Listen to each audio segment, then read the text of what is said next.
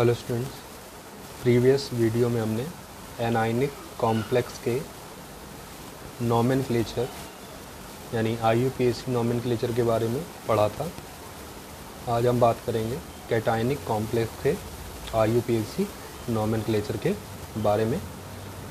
ठीक है, तो किस तरह से इसमें हमें करना है, तो कुछ रूल इसमें चेंज हो जाते हैं।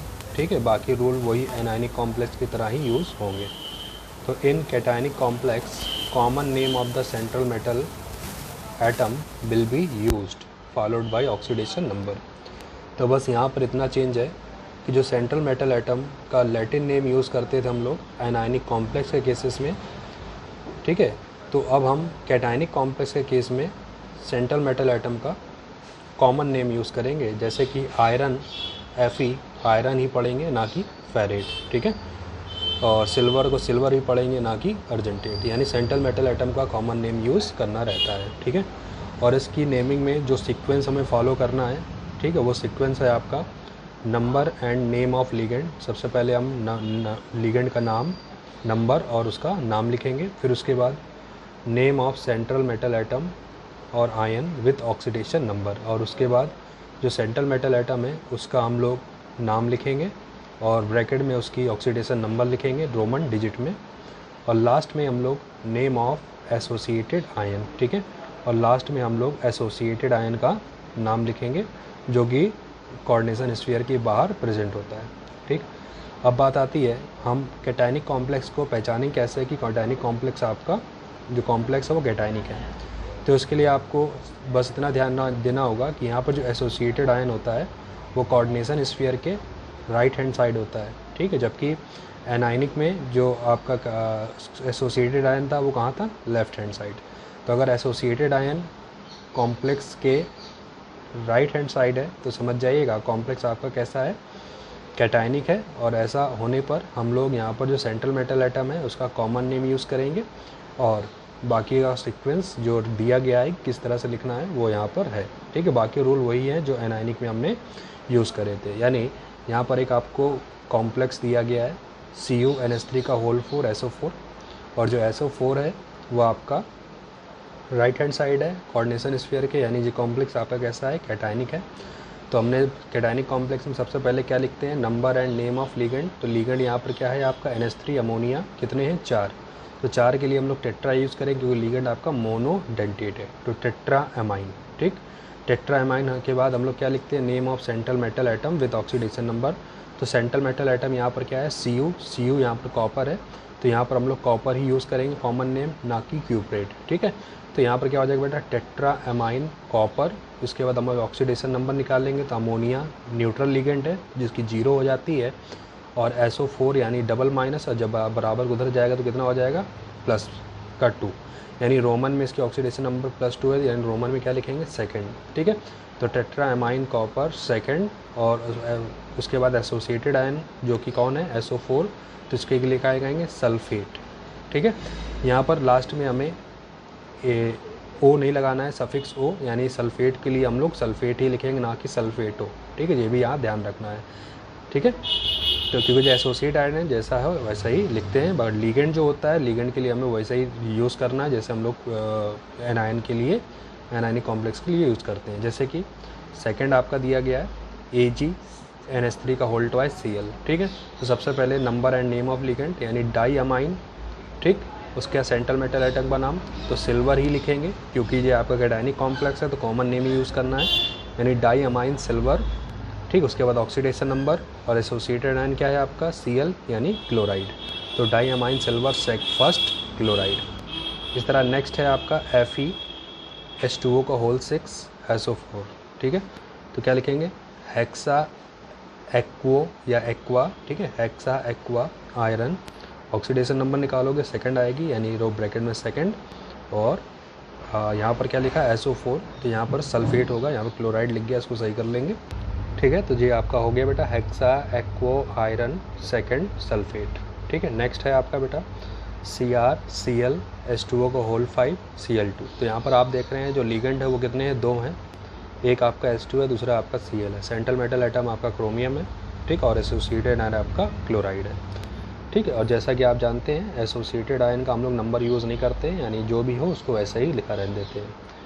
तो ये हो जाएगा बेटा आपका सबसे पहले लिगेंड का नाम और नंबर, और लिगेंड 2 होने पर हम लोग उसका अल्फ़ाबेट यूज़ करते हैं। एक्वा आपका ए से आता है और क्लोरो आपका सी से आता है, या क्लोराइडो आपका सी से आता है, तो क्या हो जाएगा पेंटा एक्वा क्लोराइडो। ठीक, उसके बाद सेंट्रल मेटल आइटम कौन है, क्रोमियम, और ऑक्सीडेशन नंबर जब निकालेंगे बेटा तो कितनी आ जाएगी, 3rd।